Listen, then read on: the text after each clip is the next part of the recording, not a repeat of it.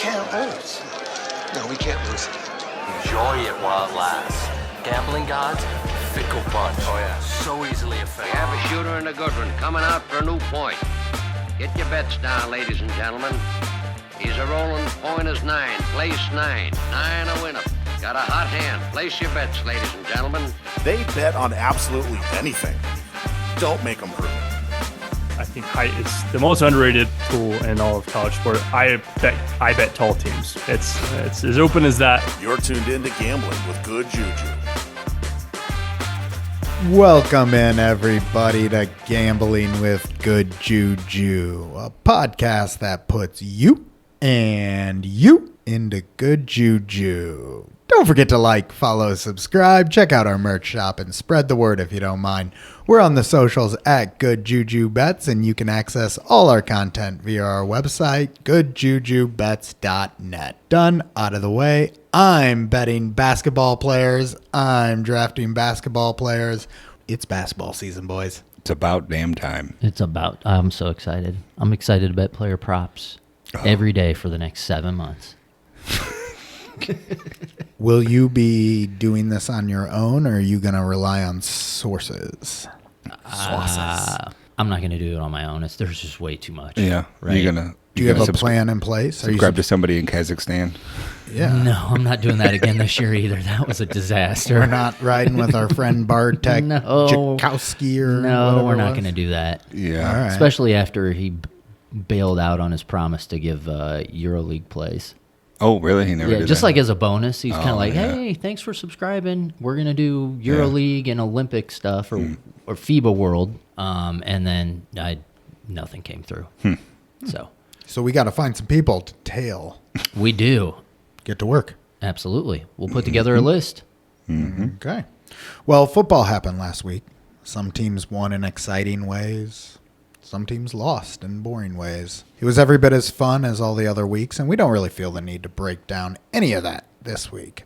Instead, we're going to talk about our fantasy basketball draft, the start of the NBA slate next week, Jolly's NBA futures card, and learn from Corbie Craig of Keep Betting What It Takes to Create Our Own Model. But let's start here. Fantasy basketball draft night. Whoop, whoop. Woo-woo! We went to Jack's. We ate a ton of pizza. We spent 2.5 hours occupying 1/4 of the restaurant for 6 dudes. What'd you think of the draft, fellas? Thanks for having us, Jax. Yeah. How do you think you did, Kirk? I mean, it's tough having the last 2 picks in the first round. Oh, yeah, You those seem to three think spots. it's advantageous. Yeah. It only is if somebody drops to you, Which happened. But, I also made trades. So, audience, I traded one of my draft picks for a bicycle. That is true. So I don't know how that got past the commissioner. I also traded a pick last year for Anthony Davis. I'm surprised you can't believe how that got past the commissioner when the commissioner showed up to this year's draft and said, "Who wants to be commissioner?" Yeah. Weird. I stepped aside. RJ gets named new commissioner. I don't know how that happened. I wasn't present. I think I was at a Chase ATM when you guys decided that was going to happen. Yeah. I don't know. Yeah. Well, next year it's going to be last place. So look forward to that. What's going to be last place? Next year's commissioner. Oh, whoa. I like that. Oh, if you get 4 out of 6 people to vote for it. Or not. I'm the commissioner. I think I already got 2. So I just got to convert one of you bozos. Look, I was happy with the draft. I had fun too, but I think I'm putting to motion a time clock. Oh. Is that what the problem was? We went too long, 2.5 hours for the draft. We kind of had some long picks there. I mean, we picked 10 players. 2.5 hours seems exceptional. Isn't that great? We spent 2.5 hours drafting a 6-team, 11-round draft. There were a total Of 66 players? of 66 players drafted, and it took us 2.5 hours to do it. Look, I was happy. I took it seriously. I thought it was great. I was thrilled with both my first and second round picks. You definitely took it seriously, Mr. I'm hiding in the corner with my laptop. Don't look at it. Facing away from everyone else. All I got to say is some people decided to keep going outside, right outside that window where my laptop was visible, and stand there looking in. I wonder what they were doing. Yeah, maybe they were just smoking a cigarette, hanging out. But I know what they were really doing. They were trying to get my eyes on my screen. Espionage. Right, those red cross-offs. The do not draft list. Dude, do not I had a draft lot list. of red cross-offs. RJ Yeah. took almost all of them. Yeah. So It's we know. payback. We know it. How do you feel about drafting Giannis over Tatum? Celtics fan, you're wearing the hoodie. I feel a little scared about that, but maybe safe. Jason Tatum's number 6 overall pick in any other league, and he's over here sweating the fact that he didn't go second overall. All right, shout out the local watering hole. Just the rest of the night was an absolute blast. Yeah, it was awesome. Yeah. We went to the casino. I Played managed craps. to break even. Yeah. 45 minutes of gambling. I think Free we all coffee. pretty much broke even, up or down $15 basically. Yeah. That was Then neat. shout out the local watering hole we found ourselves at afterward. Knew the bartender, popped over there. Nice little boutique store across the street. Really Yeah, it was nice neat. place. Jolly St. Vic opened a tab for everyone. Shout out the champ. You remember me at some point looking at you going like, I thought the champ is supposed to like be getting drinks, not buying everyone drinks. You got pizza. Sold. I've got a new team name coming this year. It's gonna involve Francisco. Let's just leave it at that. Okay. Shout out Francisco. Shout out Francis. So that reminded me of that time we went to Vegas, like 15 years ago, when everybody was shouting Francisco. No, it was Orlando. Orlando. Because I was wearing that Magic shirt. That's right. I was wearing the Penny jersey. Yeah. Those two chicks were like, Orlando. So it was fun. Fun night. Yeah. Let's talk about this NBA season. First of all, when does this season start? Tuesday? Yes, sir. Tuesday. Okay. Yes. We got Lakers, Nuggets, Suns, Warriors. Then we've got 12 games on Wednesday. And then, sorry, 76ers and Bucks fans, you have to wait until Thursday to watch your team for the first time. So any games we're immediately jumping in on and drooling over, or are we just excited to see? I think I'm more excited for Wednesday. That's my position. Yeah, of course. Yeah. But you guys are Celtics fans. You're playing on Wednesday. Excluding preferred team interests, the 12 games The 12 of action games. Yeah. is That's what gonna I'm be- ready for. That's going to be great. Yeah. You know, Lakers, Nuggets, Suns, Warriors, it's a lot of established, been there brands.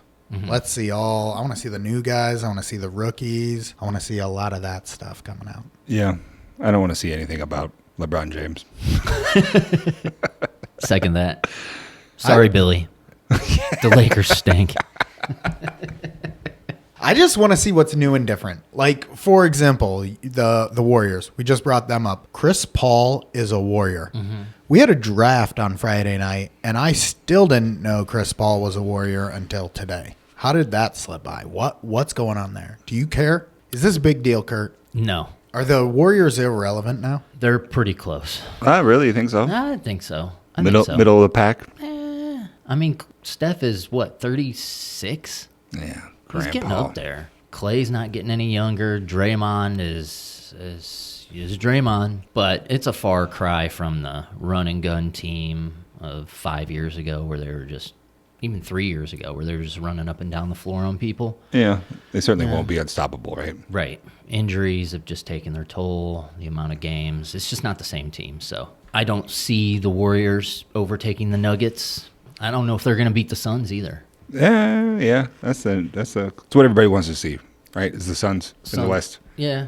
New look Suns. Suns, Nuggets. I mean, they're not even close on the odds board to either of those teams. The Warriors. Yeah. Warriors are ahead. No, They're behind. the Suns are ahead. Boston that and makes Milwaukee are the favorites at plus 380. This is per FanDuel. Denver and Phoenix are next at plus 550, and everyone else was plus 1,000 or more. So Yeah. there was really like a clear divide of the top four, and then you got into like Warriors, Lakers. I mean, if you're telling me right now, like, okay, Curtis, if you were to get Celtics, Bucks in the Eastern Conference Finals and Nuggets, Suns in the Western Conference Finals, sign me up right now. Sure.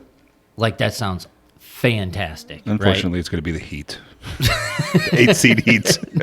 Right? Shout out to the D-Gen for picking the Magic to win the Eastern Conference Finals. I had to get that in there. Did you see my reply to him? I did. I bless his heart. Yeah, Bless right. his heart. That's awesome. We're just looking to play one game on national TV, sir. I think what I find most interesting about these top 4 teams is the fact that one of them's the champion in Denver, and then all the other big 3 teams made big moves. Huge moves. Celtics added Drew and Zinger, basically facelifted their entire organization. Milwaukee adding Dame. Phoenix between Durant last year and now Beal. These are completely different looking franchises for all 3 of these teams. And I got to imagine that throughout the season, there's going to be some value to when these teams get hot and cold, picking off their numbers on the futures board the way you've been doing that sort of activity for years now, Kurt. Yeah. Yeah, and you know what's going to be fascinating too is the NBA trade deadline, because all 4 of those teams are going to be looking to pick up mid-level exemption guys, right? Make trades for Crowders of the world, the Browns of the world, just the your established veteran players that can help boost a bench, right? Yeah, play 12 minutes. Does anyone see any of these other teams coming out and challenging this big 4 or challenging to be relevant? Maybe with some of the younger players. I mean, I've got on here, what about Zion? What about what's going on with the new rookies and with Chet coming back and with, all the different young talent who's supposed to be making a difference? All these players changing teams none of these guys were young. They're all 30-plus players. What about the younger guys making an impact? What are we going to see this year? Well, I was looking at, when I was doing my futures picks for player props, I was looking at, teams like the Thunder. Yeah. And just what some of the lines were for the players. And you start going through that roster, and it's a lot of 20, 21-year-old kids. And I know they're probably going to win 40 games. They'll probably make the playoffs, 45 games or whatever. But they're just so inexperienced, right? And that's what separates really the cream of the crop and the other teams that are the young teams in the NBA. Like so even the Pelicans, right? So you don't see the Thunder as there yet? No. Not even the is? Kings. If Morant's, Not even the Kings? If No. Morant's healthy, are we talking about the Grizzlies that way about making that jump? Yeah, I think so. Healthy. Healthy, you mean not suspended? Right. Sorry I don't know. I mean, I don't even know what the story is, so I won't get into that. Anyway, but that would be an example of a team with young talent looking to make the jump. In his absence, is that the team, or is there another team that you would think, who's there? Because it feels like the first year of a team making that jump, no one predicts it before the season. Right, because last year was the Kings. Mm-hmm. That's why I was surprised. Could you wrote it them be out the already. Thunder? It could be the Thunder. Sure. I think it's the Thunder. Sure. It's the Thunder? Okay. And they are, young, but they've also been together for 3 years. It's true. He's got a good point there. Yeah. So real quick, who are we taking to win it all? We're gonna go RJ. Who are you taking to win it all, RJ? Well, not that I bet on this, but Boston. He's wearing both a hoodie and a T-shirt for the Celtics. NBA kickoff show. I'll go ahead and admit that I also am a Celtics fan. Kurt, who are you going to take? I am not a Celtics fan, but I bet the Celtics. All right. We are Squad 3 ride. for 3 cheering for the Celtics this year. Let's go. Last but not least, before we get into our interview here with Corbie, Kurt, let's talk about your NBA futures card. First of all, how many wagers did you place for this season? Looking at my sheet, I've got 8 Players? That's it. That's 8 8? players? That's it. Are you done? I'm done. Feels light. Wow. Feels okay. a lot light. Then we might have time to talk through all these. So what markets do you have? Markets, we're basically just going assist rebounds. The scoring is just so razor thin. They have another crazy market. You could bet made threes average for the year, and I was just like, nah. I might do some win totals, but I'm not sure. I really like the Magic to make the playoffs. I was going to bet that plus 160, but I just stuck to rebounds, assists for these preseason. Juicier wagers. gave out Celtics over 54.5 on the Twitter. On the Twitter, yes. So there you go. We just got 2 plays in there as futures. Now, you said your 8 props you have, all of them are assists or rebounds? Yes. Did you take any unders? I did not take a single under. Okay. We are 0 for 3 on this bit, with Kurt taking unders. Okay, how many rebounds, how many assists? I've got 5 and 3. 5 assist props, 3 rebound props. Let's do your rebound props real quick. What do you got on the rebound props? Rebound props, I gave out Şengün last week. Yep, at I played it. Over 9 at minus 115 on DK. That has now moved to 9.3. Wow, that's on a big DK. move. The other 2 are Lauri Markkanen over 8 rebounds per game. That's at Caesars, minus 115. And the other one is Julius Randle over 9.7 over at DK on minus 115. 9.7. What are you expecting out of Randall? Over 10 plus. Over 10. You think he's going to hit 10 rebounds per game? I believe he averaged 10.1. Wow. Okay. So well within his wheelhouse. What about the assist ones? What are you on there? Does he still play for the Knicks? He does. Yeah. Okay. Yes. Assists, we're looking at, I like De'Aaron Fox over 6 assists. That's just a flat number, just 6 at MGM minus 115. I like Cade Cunningham over 6 assists on MGM as well, minus 125. I like LeBron James. This might be a Debbie Downer. Hot take. Yeah. I like LeBron over 6.5 assists, minus 115. And then the other play I gave out last week was Sabonis over 6.9 assists on DK. Yeah. Minus 115, that has moved already to 7.1. And then my long shot play for assists is Jaden Ivey, 6+ assists per game at MGM for plus 185. Oh, neat. I notice you don't have a single player I drafted on there. What do you think of my fantasy basketball draft, Kurt? Were you forming opinions throughout that? No, this was all done pre-draft. Yeah, it's like, So, red line. Well, I'm intrigued by that Ivy. I like the plus 185 on a season-long prop more than I like the minus. Well, he averaged numbers. almost 10 potential assists per game, and I figure with Cade coming back and Sure. more experience on the team, some of those potential assists will drop.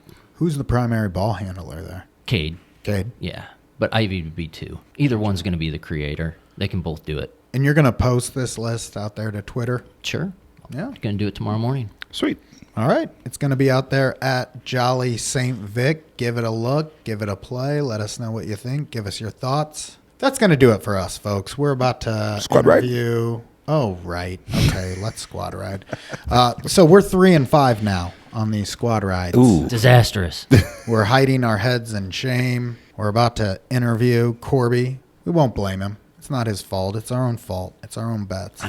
This week, we are riding with Ralph Michaels. Ralph Michaels, Friday night. Friday night game. What is it, RJ? SMU minus 20.5. SMU minus 20.5. They're good. They're At going Temple. to the ACC. At Temple. They stink. Temple stinks. That is a handicap. SMU is good. Give Ralph Michaels a follow. Shout out Ralph Michaels. Tail along with us. Wager Talk free pick board. And while I'm laughing through all this because I'm not taking it seriously, stay tuned for our interview with Corbie Craig of Keep Betting on the most simple way we can try and develop a model of our own for sports gambling. Good juju to all your bets this week. We'll talk again soon.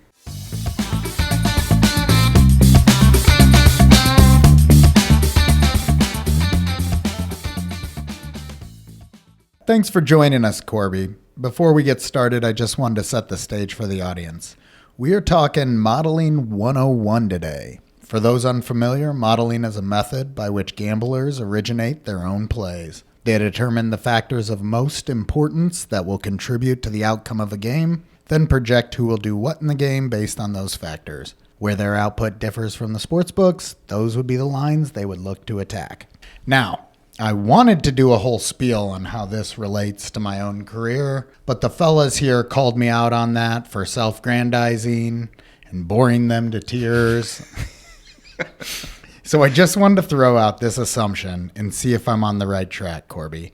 I see this as 3 different disciplines we're really attacking here. One is operations. That's more along the lines of database creation and management, the building and creating of tools that can easily process data in a digestible way. The second one would be more along the lines of advanced analytics, i.e. running more detailed, involved projects that involve modeling data in a myriad of ways. And then the third part of this would be the management of the model itself, working with the data and the tools, trying to uncover the truth behind the value that's being spitted out by these databases. Do I kind of have the 3 areas of discipline, if you will? Yeah, I think you hit it nail on the head. Good.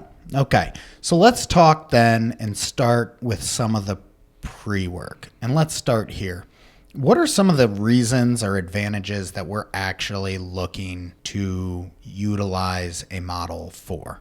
Yeah, we were talking pre-show, but I think that models get this like bright, flashy fireworks. It's one of those keywords that a lot of people like to say that people don't understand. A model can be anything. Some of the smartest guys I know in the entire world could not work a computer, but they're the best injury guys I know, and they have a model of getting information, relaying information, having multiple sources to get to the same final answer.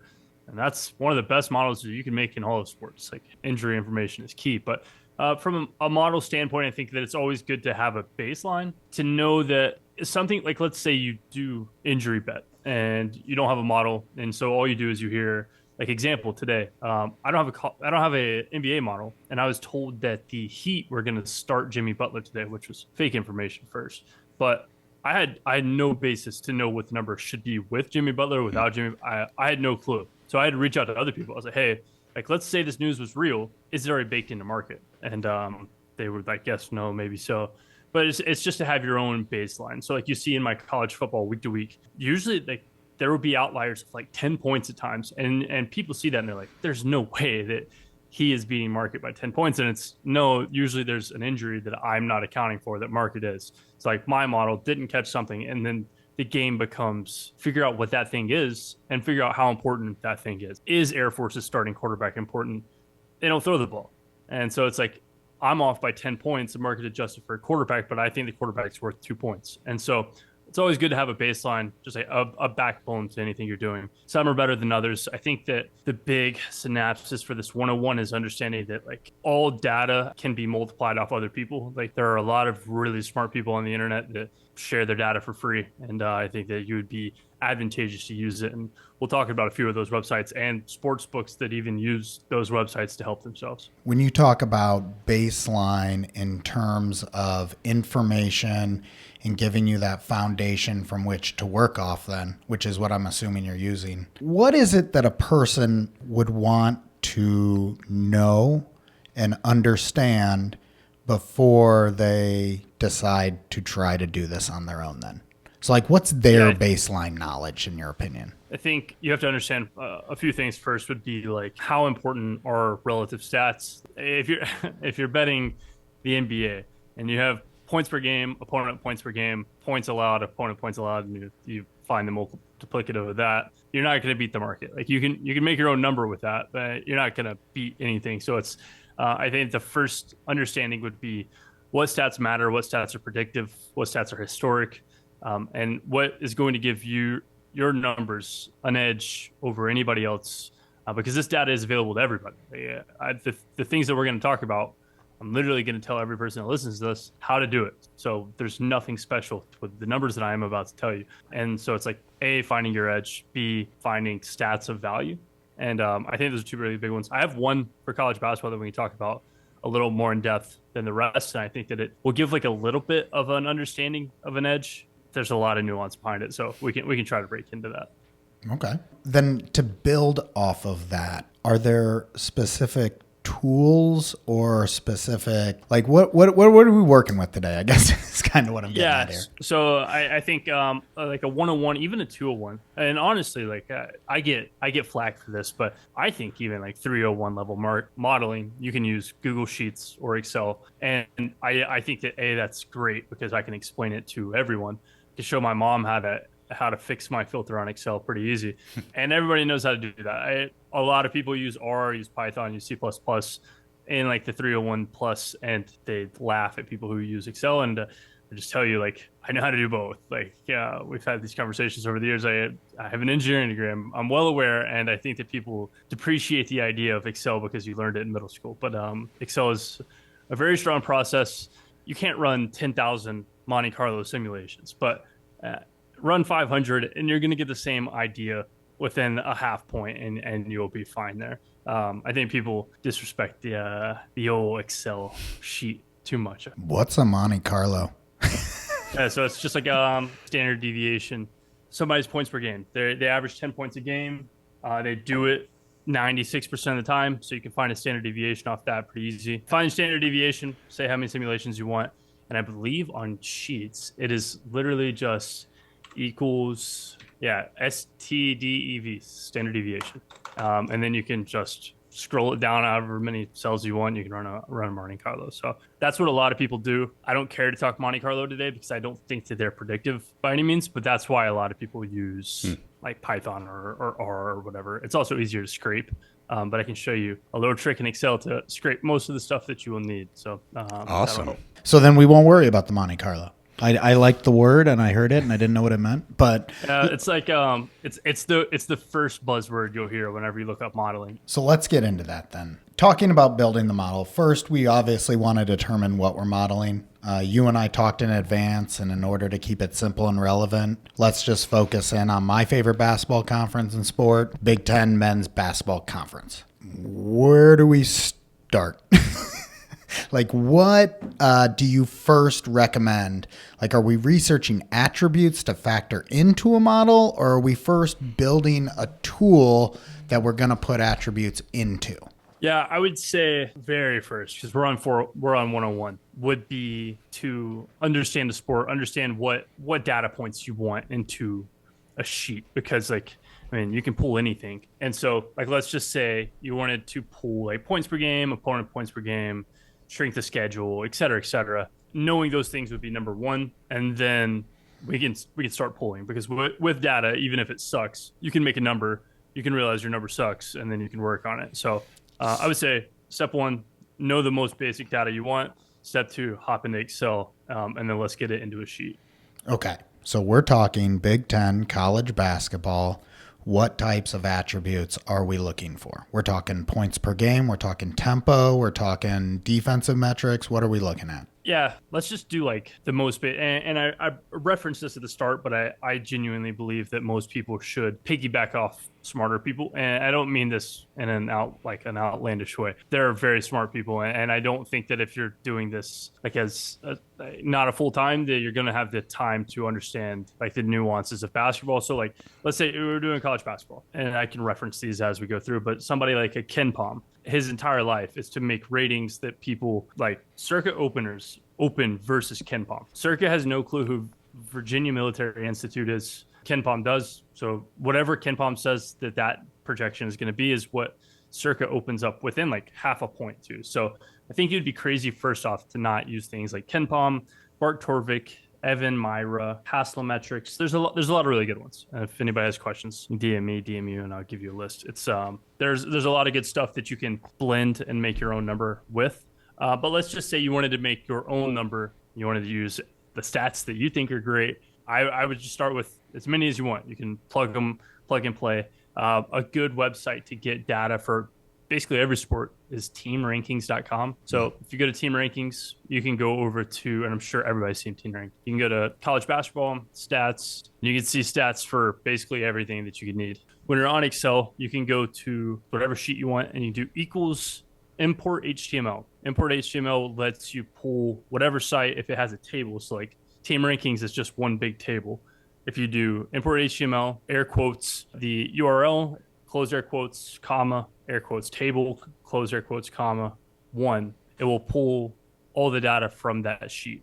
It's like while we're talking on Zoom, I'm looking at a sheet right now that is adjusted opponents' points per game that is pulled from Team Rankings. So I pulled 2022's opponent points per game, and then I took 2022's number for points per game times 1.4 plus 2021's number times 0.06 divided by 2. Okay, pause. We're going to come back to those It's gonna get super numbers. nerdy. No. Yeah, you're good. First of all, for the audience, I am wrapped right now in attention, Corbie. I am totally synced in. I know exactly what you're talking about.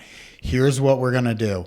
Some of this stuff he's talking about, we're going to put together a little cheat sheet based on, as I edit this podcast, I'm going to put some of these things, Corbie, into a cheat sheet to put out there, and I'm going to include it as I build out this template as well. Very cool. I had on this list, Corbie, tell me how to scrape data off of these sites to get it into Excel so that I can actually do something with it. Because I'm totally understanding what you're saying.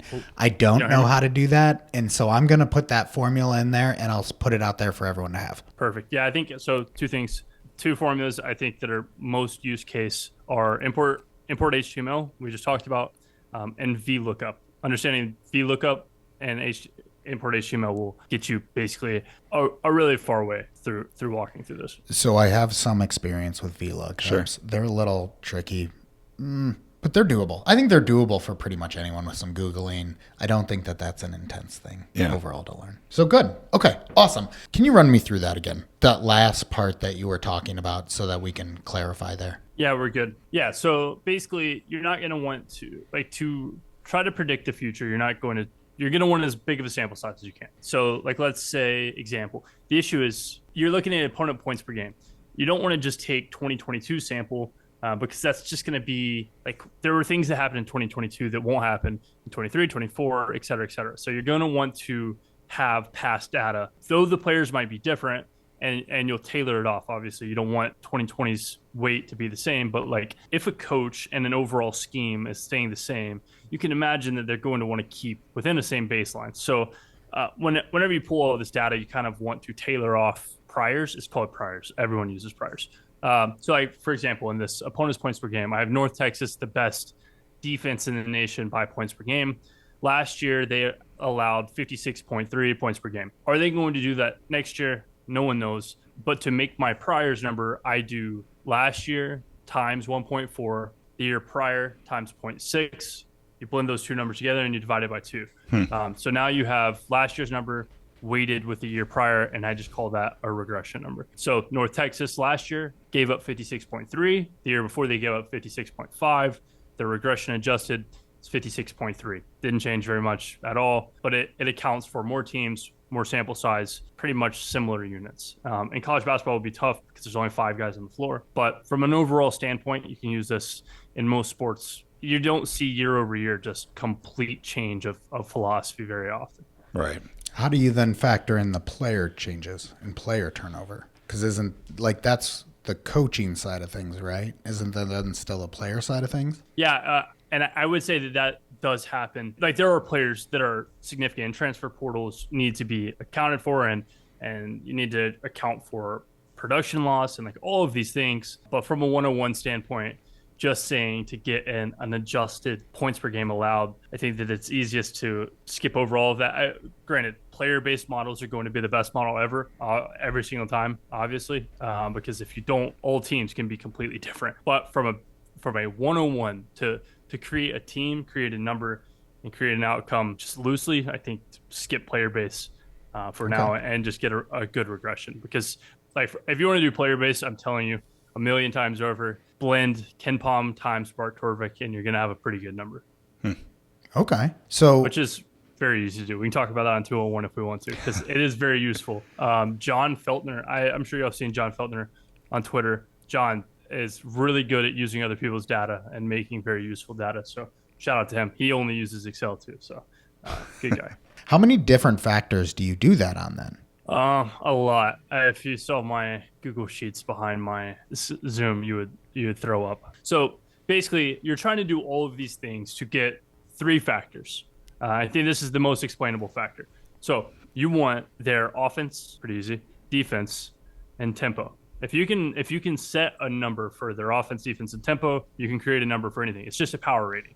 So you're using all of these stats to make a power rating. So if you go to a free website that's easier than keep referencing Ken Palm, Bart Torvik. So if you go to Bart Torvik, they have an adjusted offensive efficiency. Purdue is 116.5. They're first in the nation. I would agree.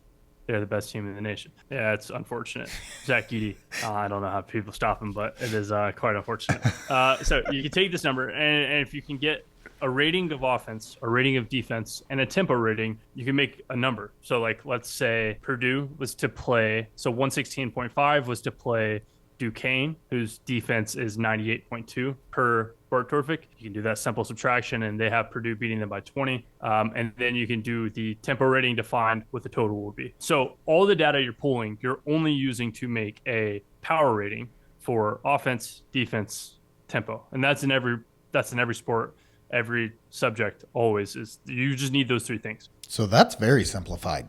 Then, Yeah. if Ken Pomeroy, he has the 4 factors, right? For sure. What's is that those 3 plus something else? Is that what it is? So Ken Palm's 4 factors are adjusted offensive efficiency, turnover rate, offensive rebound rate, and free throw rate for offense. That's it. And he uses those 4 to find an offensive ranking. On defense, it's adjusted defense, turnover rate, offensive rebound rate, free throw rate. So yeah, it's the same 4. He uses the same 4 to find just a baseline number for people. Actually, that's a lot easier than I thought he did. So 4 factors build into his adjusted offensive efficiency, correct?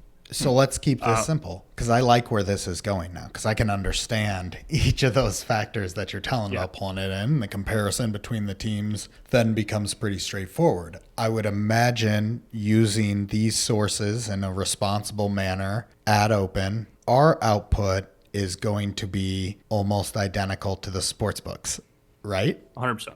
So where do we then start? We get our initial output, right? Now we've got it into Excel. We're thinking about it. What buttons?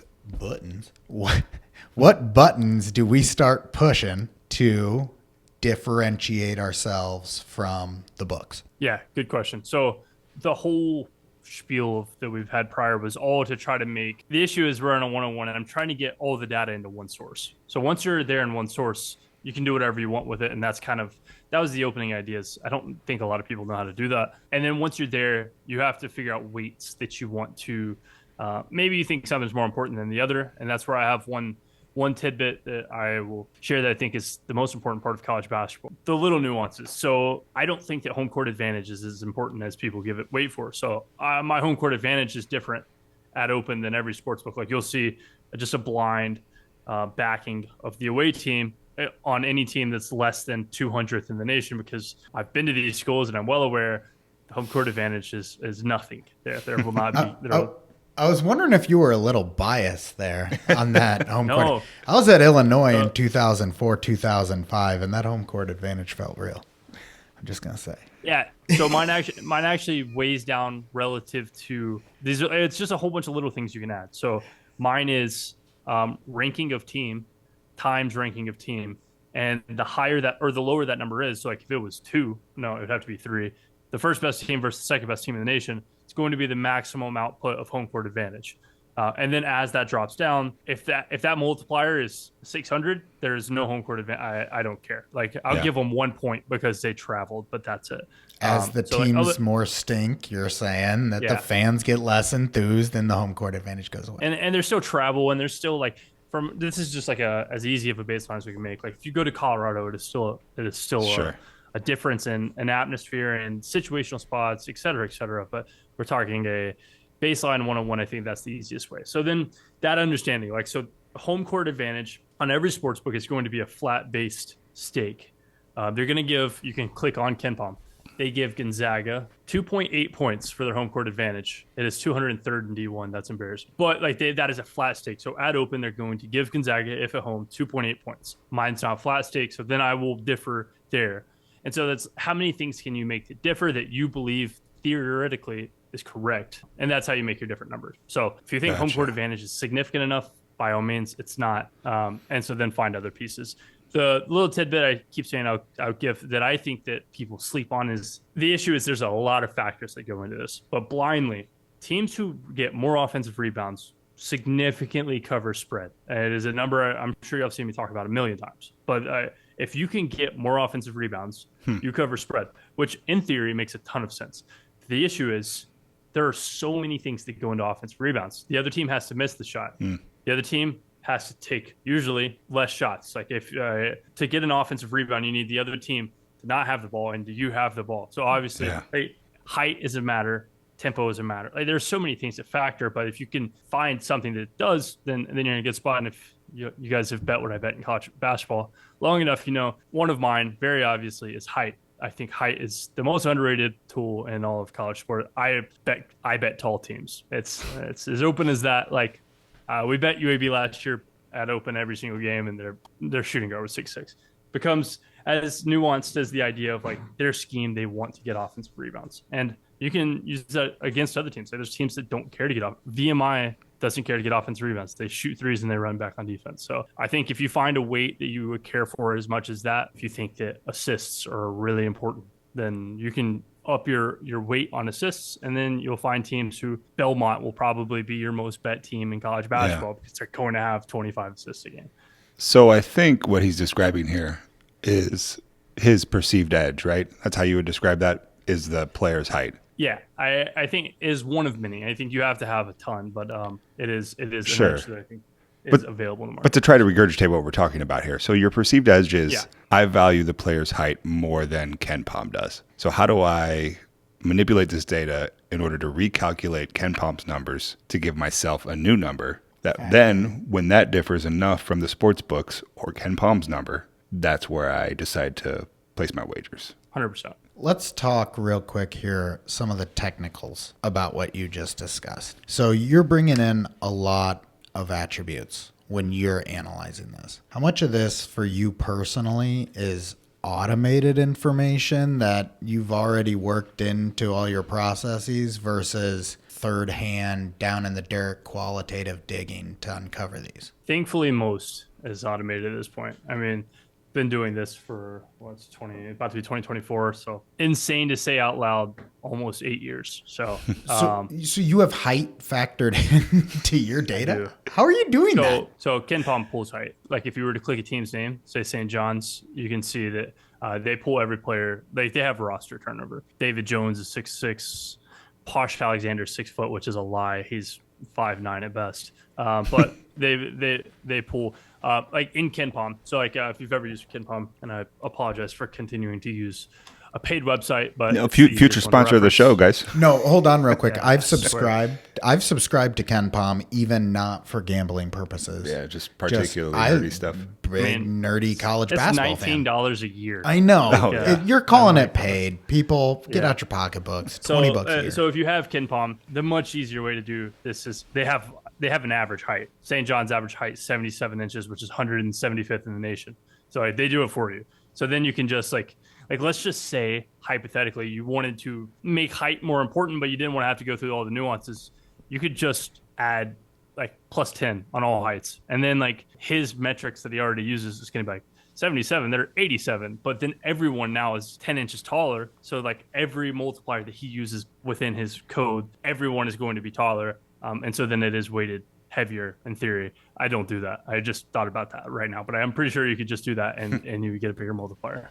Like, because if you made everyone 10 inches taller, everyone's offensive rebound rate is going to go higher, which is what we're trying to do here if we think that offensive rebounding is more important. So I think in theory it would work. Do you know if there's research already out there on the litany of factors that we could consider when putting together a model? Because you're talking about height, and we would never think of that on our own, right? So you also have years of foundational knowledge that makes this pretty clean and simple for you to understand, obviously. Whereas I'm trying to wrap my mind still around how am I going to not break everything the second I try to inject my own logic into it. Yeah, I don't know if there's a place that does. I think it's more of that's kind of your bread and butter. Like if somebody just told you like, hey, these pieces make your model better, then like everyone would add those pieces and then you would all be stuck in the same spot. So it's like finding what you think. I use the college football reference for a few reasons. First off, we're in college football season. It's really easy to do. Second, everyone watches college football. So like if you were like, let's just say in the most simple form we talked about earlier, it is an offense, a defense, a tempo. So let's say you could make a number and this is what I talked about with you before.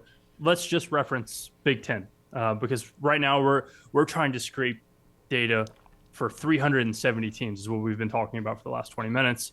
And that in and of itself is going to be a 3-year experience. Like you can understand there's a lot of teams that you have to be able to factor a lot of things for. But like, let's just say you're doing just the Big Ten and you know the 3 key factors are offense, defense, and tempo. So then you're going to build out an idea of a baseline for offense, defense, tempo that doesn't even have to be sharp because you have such a small user basis. Like, let's just say you go and you blend Ken Pom times Torvik, divide 2. That is your offense, your defense, your tempo. So you have a number now for those 3 metrics for what, 10 teams at this point? Who knows? Because they change conferences. You're about all the halfway time. there at this point. Yeah. All right, so like, let's say you have offense, defense, tempo for all the Big Ten teams, and you watch the Big Ten.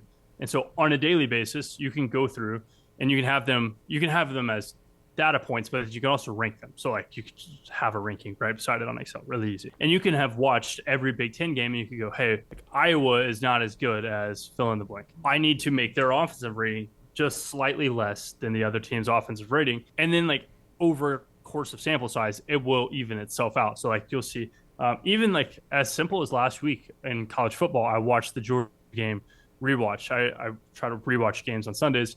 And I was like, man, I think my Georgia number might be a little too high. So I went through and I manually changed Georgia's offense to be just slightly worse or just slightly better than Ohio State. Just watching Ohio State, I do think Georgia's is just barely better. And that is a manual input that I used my eyeballs for. So like, let's say you were doing the Big Ten. You were like, hey, Iowa's offense is slightly worse. You have your offensive ratings. You can literally just type in, change them to move them a little lower. A model can tell you as much about tempo as they want, but like, let's say McCaffrey is just like, hey, we're going to slow this pace down this year, which is possible. Who knows? If you watch that happen and you're like, hey, I think this is going to happen more often than not, you can go in and you can change. The idea of pulling all of this data is just to get a number for offense, for defense, for tempo. That is, it all is going to be this massive complex scheme to get 3 data points. So you can either learn how to do all of this outside stuff, which I would agree no one should do. You should copy everyone. Okay. And then you should circle what you're good at, and then you can make manual adjustments, because there are things in the Big Ten that you guys see that a sportsbook who has to cover 160 games 4 times a week just in college basketball didn't notice. And so building a baseline like that, tracking it versus close, which is easy. Like your number made Iowa -10 and it closes -1. Obviously you're in the wrong. So go back and change your offensive rating just a little bit to make it closer to -1, because you're not right. I think that's like the most layman's terms of doing this. It's just like an eyeball test. And then like I still believe in the biggest edge that anybody can have is injury reports. It's like, let's say you make a number that continues to be pretty close to open, just like a Ken Palm, just like anybody, and you saw that Fran McCaffrey got ejected last night and you can bet it open before that move. Isn't Fran the coach of Iowa? Yeah. Fran's coach. His son was Connor. And so like, let's just say Fran got ejected and Mark had already opened, and you can bet that before it stabilizes. Then you can have a definite edge. Like you made this number, you agreed with market. Now you take out a coach. If you agree with market now, and now you subtract a coach, then the edge is an entire coach, basically. You know, I thought coming into this there would be some blend of art and science, but it feels like there's a little more art than I expected, where the science behind it is really getting you to almost known numbers. Yeah. And then what you're doing is working mostly off of news to adjust those numbers, or analysis. The other thing is obviously watching a lot. Are you watching a lot as well? So I think that I'm trying to simplify the idea as much as possible. 3 things on that. First, I'm trying to give the idea that like, if you were to hone in on the Summit League and you could be like, hey, this team's offense was worse than this team, I watched both of them, you would have an edge. It depends how good your eyeballs are, but you might have an edge. To be able to do that across an entire market is a science. It is 100% a science. But if you were to do that versus a small sample, which I would agree every person that listens to this should, I think there's an art involved. And I think that's every person can be a scientist. You can go to school and be a scientist. Every person can't go to school and be an artist. Right. And there's a reason why there's models. Like, okay, do I think that any 4 of us are smarter than the 4 guys that Circuit can hire tomorrow from Harvard to make the exact same model? Right. I don't. I think that they could probably pull quantitatives better than all of us. So then it's like, okay, what do you have over them? You don't have quantitative. I don't have quantitative. And so it's like, what do you have? And you have the ability to either A, suffer through and watch the games, B, find something that they just don't understand about the market or environment, or C, track injury reports all day, which is just the absolute worst thing to do. It's my college football day to day. But no, I the biggest thing is college basketball is similar to a lower level market like Korean baseball. I think that most of these numbers, because they don't have Harvard, there aren't Harvard guys that make these numbers. I told you at the start of the show, it is Ken Pom who makes the opener for college basketball.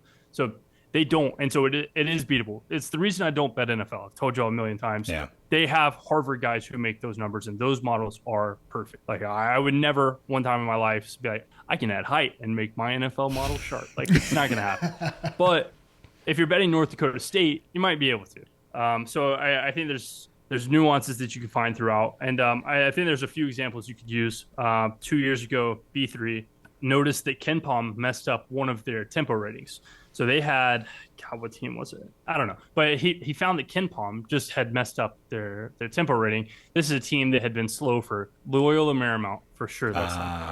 This team had been slow for like 3, 4, or 5 years. They got some transfers in, and they made them 60th in the nation after they played an exhibition game against like Gonzaga and then a game versus Iowa.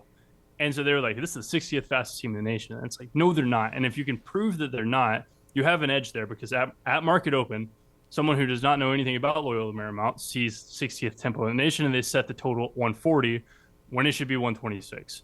So I think modeling is great, but more important is to use those numbers and be able to identify situations like that. So then when I get a number that's different from the books by a decent margin, that generally, based on following you, gives you pause. It doesn't mean fire. It means what's going on here, correct? For sure. So what do you do in those scenarios? Like, how do you then run down the truth behind the number? That is that is the game. So it's come full circle, and I've learned this over too many years. But the game for me at this point is trying to make a model that can predict the closing line.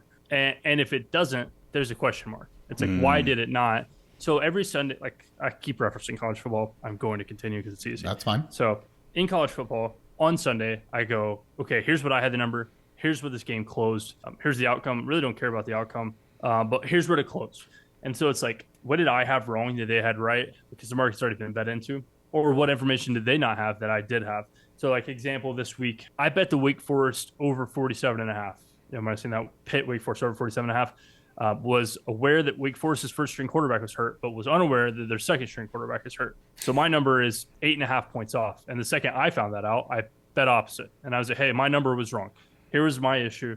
So at some point I need to internalize what QB2 is worth and go fix that. So now the model basically is just like a highlighter for me. So in college football, if a game is off 10 points, I'm like, hey, there's something wrong here. Let me reach out and let me find what injury is here that I don't have. If there's not, I'll bet it. But usually there is. Like Utah State unders, I've bet every week and there's no injury. But I just think that I'm right there, and I will continue. Now, let's say I get told information. So UAB starting quarterback's not playing. I think y'all saw this. Yeah. That is not news yet. I know for 100% certainty he's not playing.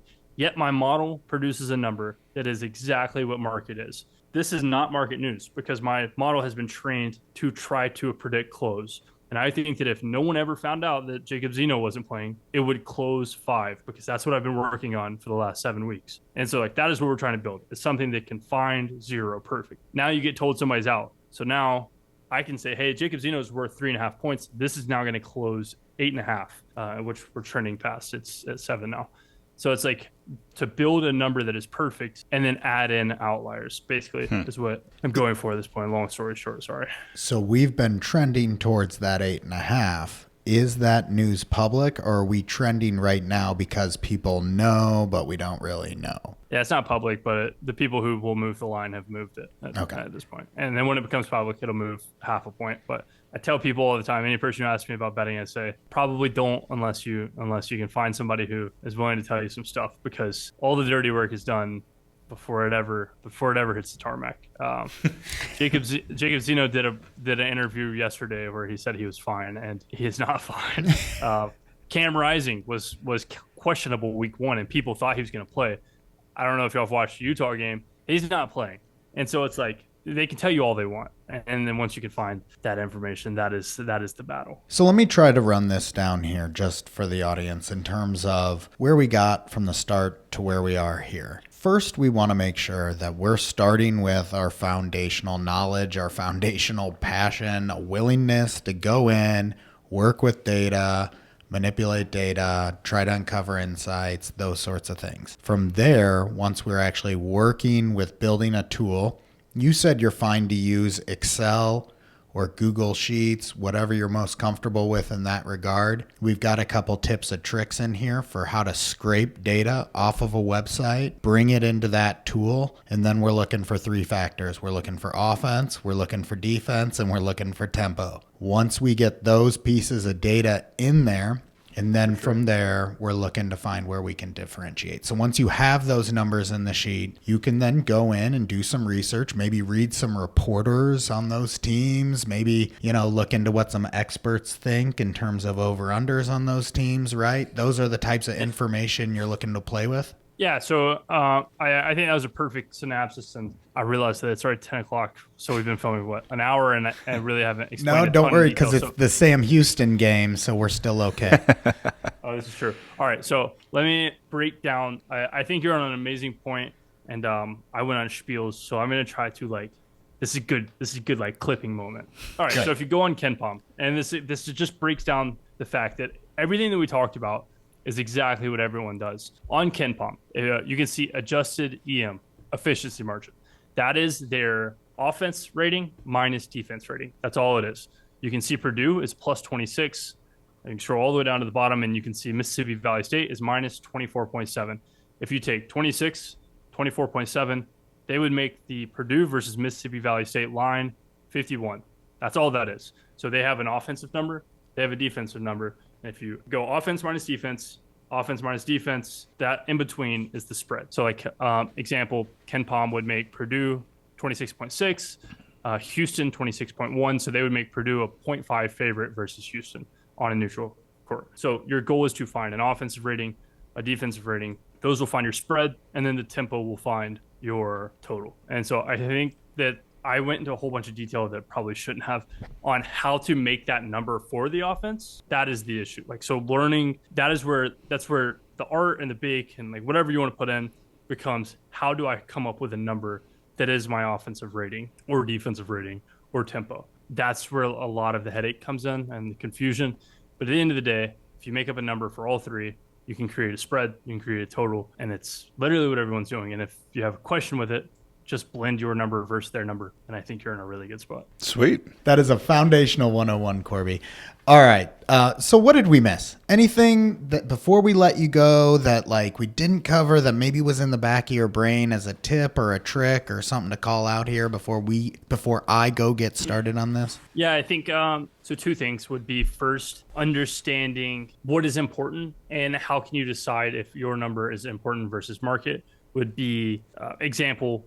AP poll right now has Miami at 11th, I think I saw. And every metric system has them at 45th to 48th. These science guys know something that the AP poll doesn't, and there's a market bias in between. So while making your numbers, try to find something that you think, and it's all theory based. Everything in this game is theory based, and be like, hey, in theory, I don't think this team is as good as people think they are because of X, Y, Z. Maybe it's their production in close games. Maybe it's whatever, their free throw percentage. And I think you'd be in a good spot. And I have a nuance on that, but let me get to the second thing first. The second thing would be tempo. I think tempo is the most underrated. I mean, if y'all bet college basketball with me last year, first off, I apologize. Second, tempo is the name of the game. People can model offense. People can model defense. We've seen people run 2-3. We've seen people run man for 200 years. But what people can really have a hard time understanding is tempo adjusted numbers. So you will see Purdue right now is a 68.8 possessions per game. I promise you, Purdue does not want to play 68.8 possessions a game. The reason that number is set is because they're winning by 10 with 5 minutes left. Every team in the nation that plays Purdue will want them to play faster because Zach Edey's so tall. They don't want him to get down the court. So if you can figure out nuances within tempo, I think you can beat the market pretty well. And I say that with the utmost confidence. I lost in sides and totals last year, yet beat every closing line by 3 points. That's not impressive because I lost, but at the same time, I know that is the most inefficient part of basketball in general, because game over game, week over week. Tempos don't have to be the same. Offensive schemes have to be the same. Defensive schemes have to be the same. And yet you can run a team up and down the court if you wanted to. So being able to set your tempo, I think, is a really good spot to set. One last thing, the idea of you needing to be able to differentiate yourself from like what the public norm is or the notion is the most important part. And I think a good example of someone who does this and a way that you could explain it is shot quality. I'm sure you've seen shot quality a million times over the internet. But shot quality, people get a wrong idea of what they actually do. What they're actually doing is doing a standard deviation of the national average versus how a team does. So like, let's say San Diego State shot 100% from the free throw line. What shot quality would tell you is that is wrong. They're not going to shoot 100% from the free throw line. Their shot quality is lower because they probably shot a natural 71%. So if they shot 30 free throws, they shot 100%, and they're supposed to shoot 70. The shot quality just went down 6 points because you're assuming that if they shot that shot 1,000 times, they're not going to shoot 100%. And so you can do that with your own numbers. You could set team field goal percentage divided by national average, find a number, and you can be like, hey, FAU played really well last year. Like, I don't know if y'all watched, but they hit some shots they should not have hit, and that's going to regress. And so it's like if you can make a number to say like, hey, this is the regression amount, then you're in a pretty good spot. Does the model process benefit you more earlier in the season than as a result, before markets get more stable? Yeah, I would say yes. When you're good enough at making an efficient line, yes. The more sample size you get, a sportsbook is always going to be better because they can so what a lot of people don't understand is how closing line actually impacts. And I think it's a really good understanding to make a model. Is like, let's say this happened a million times last year. We bet at open Texas over 128 points. I bet that exact bet too many times last year. And it closes 134. You think you have a really good bet, and you do. And in theory, you're sitting well. The issue is at next market open, sportsbooks don't look at, hey, we opened 128. They look at, we closed 134. So now this is their new baseline. You see what I'm saying? Mm-hmm. So like when people say they shoot their own edges in the foot, it's because you are making close. And when you make close higher, now that's their new baseline to start from. So now this Texas game that opened 128 and closed 134, because it closed 134, the next game, which would have opened 128, might open 129.5. Because they're like, hey, somebody knew something we didn't. And so if you can find a nuance that like will close better than market, obviously you're going to do good. But it also gives them an edge in the future, which I still think that, like, if we're being honest here, and we're talking the 101 course, I think that if you can find a sports book fast enough to open, I think that the game of basketball, and this is another just theory based, I could be completely wrong. And if you looked at my last year's priors, you'd be like, this kid is completely wrong. I think the sport of basketball is sped up. I think that we've seen AAU for 10 years.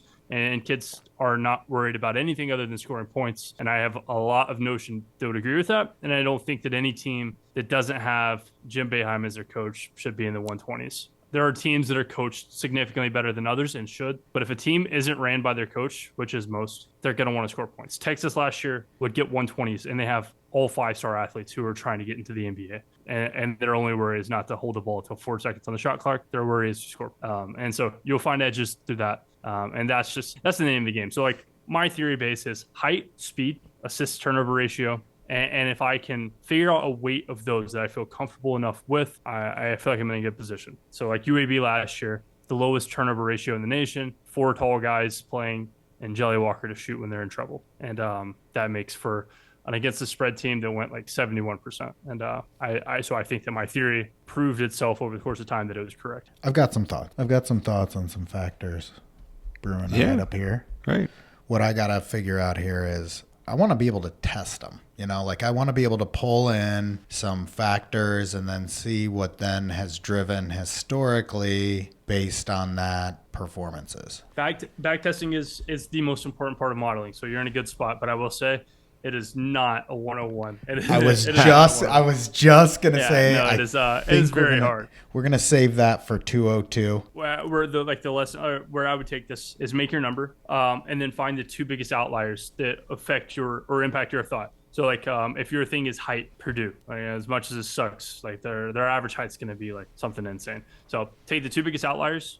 Now track it back however many years. You can click Ken Palm 2006 and you can click height of the tallest team in 2006 if you want to. I'm trying to find it now. And then like let's say it's height. You can go to 2006. You can say when the tallest team played the lowest team, here was the outcome. And if it matches, if in your theory matches and cover against the spread, then just give yourself like the highest variance output. Like you're not going to simulate 1,000 games through back test. It is a pain in the ass. And I can use that same web scraping formula on KenPom. Yep.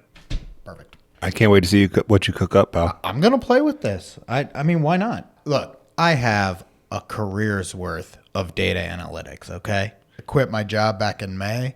I need something to use these skills with. So I'm going to do this. All right, Corbie, we're going to let you go on the Modeling 101. Thank you so much for joining us. I'm going to put together a document based off all this with some tips and tricks. And then hopefully I put together a model. And once that's complete, if there's a template out there, I'll post that for all to take a look at and enjoy. And hopefully we get rich off of it. Yeah, you can check all that out at goodjujubets.net. Anything else from Corbie, you can follow him at Keep Betting Co. Once again, thank you. We always enjoy our friends of the show hopping on, and hopefully we'll be able to get you back on for even more detailed analysis of all this in the future. Yeah, for sure. It was fun.